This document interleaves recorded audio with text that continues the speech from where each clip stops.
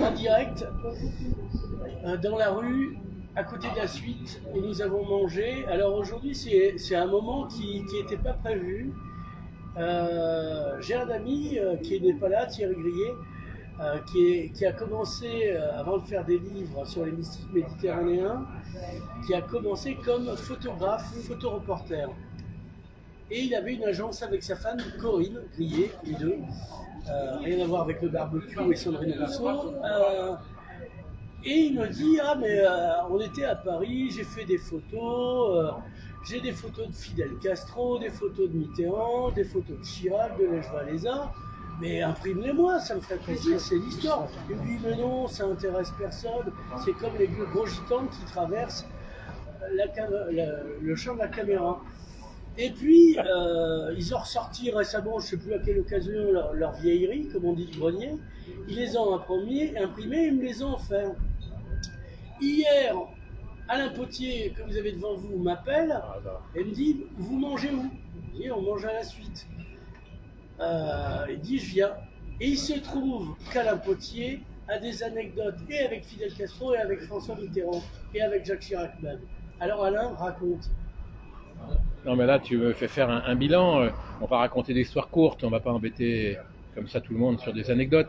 Mais c'est curieux parce que j'ai rencontré les deux personnages 3 fois, et tous les deux, pas au même moment, et tous les deux j'ai vécu une expérience pour la première rencontre assez inouïe. Assez inouïe. Et donc c'est très curieux que tu me parles de cette photo de Thierry. Donc, mais la mieux parce que là on voit, voilà. Donc à gauche Fidel Castro et à droite Mitterrand, comme quoi c'est bien fait.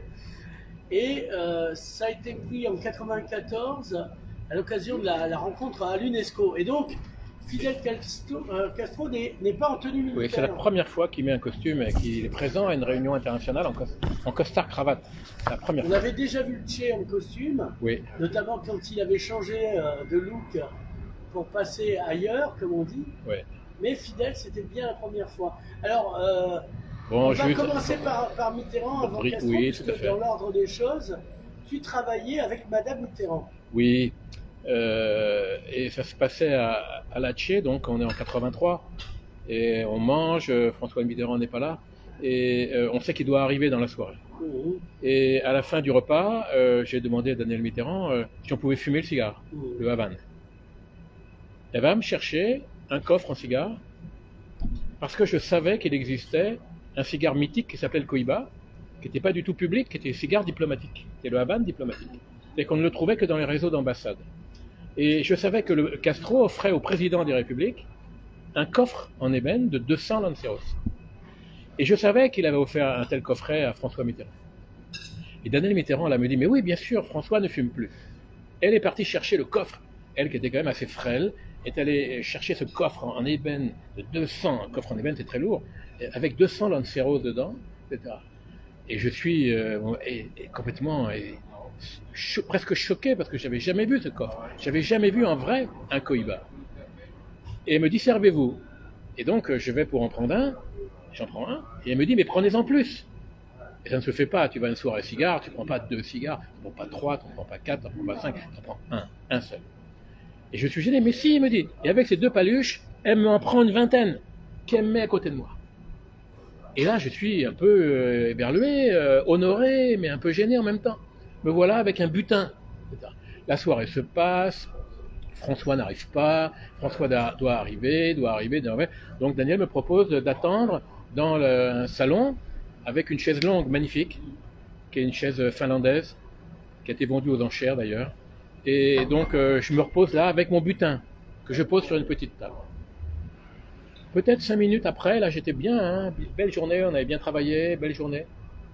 Et du coup, je sais qu'on me regarde, je me retourne à droite, c'est François Mitterrand qui est là, debout, devant la porte, et qui me regarde. Il est là, il sourit, et moi je suis là, gêné, je me lève, j'avais d'abord demandé à Daniel comment on dit, parce que c'est la première fois que je l'ai rencontré, comment on appelle le président. Il m'avait beaucoup embêté parce qu'il m'a dit, appelez-le monsieur le président. Et moi, un président, je toujours appelé président. Un président, je l'appelle président, pas monsieur le président. Et donc, je suis complètement pétrifié. Il me regarde, je vais pour me lever, et il me dit, non, mais restez assis, on se verra tout à l'heure. Mais là, je suis profondément humilié, choqué, parce que je me dis, mais qu'est-ce qu'il a pensé des 20 cigares? J'ai volé ces cigares.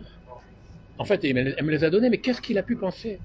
Et donc voilà, ça a été mon mon histoire la plus terrible que j'ai comme amateur de Havane. Voilà, une anecdote avec Mitterrand. Je ne parlerai pas des autres. Après, la rencontre avec Castro est aussi très originale. Alors là, elle est complètement inouïe, parce que j'accompagnais en fait un artisan français qui voulait monter un atelier de cave à cigares à la Havane. Donc il m'a demandé de l'aider pour cette démarche. Même pas rien, parce que là-bas, tu montes que des co-entreprises, il n'y a pas d'entreprise privée. Donc il m'a demandé de l'aider. Donc on avait fait un partenariat avec le ministère de l'Agriculture. Bref. Et là, je participe au premier voyage du patronat français, ça s'appelait le CNPF à l'époque, à la Havane. Donc il n'y avait que des chefs d'entreprise, BNP, les banques, grands groupes, et le patron de la délégation, Jean-Pierre Desgeorges, qui était le patron de chez Alstom, une grande centrale thermique, qui était un ami de Castro. Et pendant notre séjour d'une semaine, on sait qu'on devait rencontrer le président Castro, mais tu sais jamais quand tu vas rencontrer Castro là-bas. Tu sais jamais. Tout est tenu secret, on ne sait pas où il est. On a tenté de l'assassiner plusieurs fois. Il y a plusieurs convois. Il y a plusieurs convois, notamment de Mercedes. Tu ne sais jamais où il est, où il dort, etc. Et donc, on apprend une heure avant qu'on va à la présidence, pour être reçu par le commandante. Et on arrive à la présidence, donc on nous prend tous nos appareils photos, tout, etc. Il y avait un photographe. On est reçu un par un par le commandante, qui est très grand. C'est assez impressionnant. À l'époque, ça peut paraître très surprenant, mais à l'époque, il y avait Mandela, Castro et puis Arafat. C'était les trois grands leaders du monde, quelque part. On aime, on n'aime pas.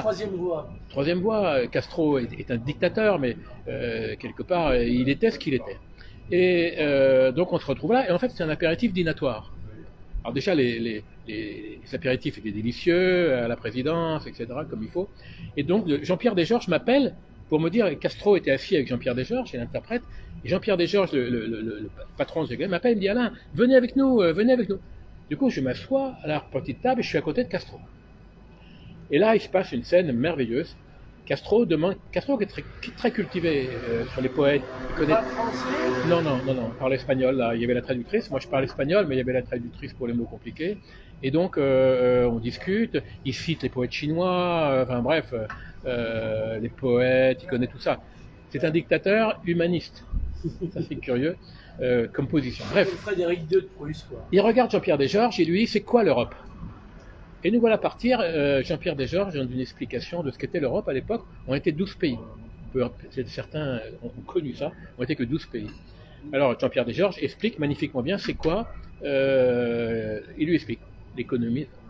Et au bout de 5 minutes, Castro, je pense, en avait marre. Il se tourne vers moi et me dit, t'es d'accord, c'est ça l'Europe?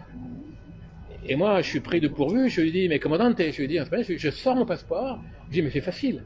On est 12 pays, il y a 12 étoiles sur le passeport européen. Et je lui donne mon passeport. Il le prend, il fait tomber 2 papiers. Oh putain. Il ramasse, les grandes paluches, il ramasse le premier papier, il me dit c'est quoi ça? J'étais surpris parce que je dis commandant, c'est la carte d'hôtel. Dans un pays communiste, le touriste doit se promener avec sa carte d'hôtel. Pour savoir où il est. Il n'avait jamais vu, il ne savait pas.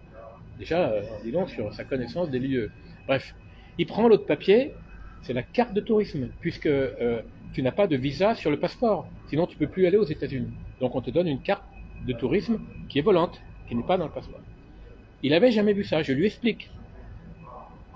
Et là il se marre, il prend sa carte, il sort son stylo et me signe la carte de tourisme. Et il me dit, comme ça, tu ne pourras plus sortir de Cuba. Et je lui dis, mais commandant, j'ai pas envie de sortir de Cuba, on est trop bien là. Il me regarde, ah d'accord. Il reprend mon passeport qu'il avait dans les mains, il signe mon passeport, sur la dernière page. Il signe mon passeport. Et il me dit, comme ça, tu pourras plus aller aux États-Unis. Alors tout le monde se marre, c'est rigolade. Et en fait, il s'est passé 2 choses là. En fait, c'est à cette occasion que j'ai lancé, malgré moi, la signature de Castro au profit de matériel médical, au profit de trucs, etc., sur des maladies. C'est la première fois qu'il mettait sa signature sur quelque chose. Au cours de la soirée, tout le monde a voulu avoir la signature de Castro, sur sa cravate, sur partout, etc., etc. Et là, pour la petite histoire, j'ai toujours demandé pourquoi il avait fait ça. Et j'ai vite compris. Tous les flics, l'armée là-bas, connaissent la signature de Castro. C'est étrange, tout le monde le connaît. Et 15 jours plus tard, je me suis fait prendre en voiture avec des Toulousains, malins, là, qui m'avaient demandé de conduire leur bagnole, etc. On prend un sens interdit, etc. Les flics nous arrêtent. Je montre mon passeport, etc. Je montre mon passeport, et les flics toujours entament un passeport par la fin. Et voient la signature de Castro. Le mec, il devient blême, il me le rend, il me dit « Adelante, hombre, adelante !»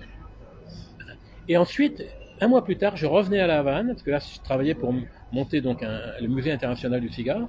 Et donc, je reviens à La Havane, et le flic à la police des frontières, il ouvre le passeport, le cubain, il me regarde, il fait ça. Bon, c'est chaud. J'ai compris que Castro m'avait signé un passe-droit, un passeport, tu vois, pour passer les ports. Tout, voilà 2 anecdotes marrantes. Après, on en parlera plus tard entre nous des autres moments où je l'ai rencontré, parce que je les ai rencontrés 3 fois. J'ai fait 3 dîners, en fait, 2 déjeuners et 1 dîner avec Castro. Voilà. Est-ce que tu peux faire défiler les photos de Cory et Thierry, avec plaisir, qui maintenant font des yaourts?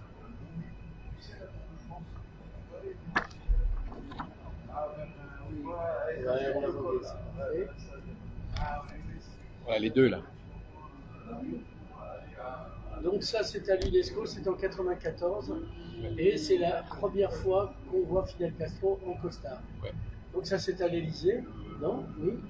Oui. Ouais, d'après le costard. Il aimait bien Daniel Mitterrand, Castro. Avec tonton, c'était un peu plus dur. Ouais. Ce sont 2 malades forts. À tous les 2. Là, c'est Lech Walesa.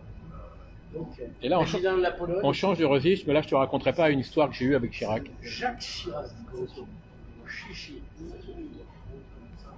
Passation de pouvoir de Thierry Bouillet qui n'est pas là. Voilà, chers amis, cher Nicolas. C'est un beau moment que vous nous avez offert tous. Merci. Bon, ben, c'était pour fêter le départ de Julien Marion à Narbonne. À vous, Cognac G.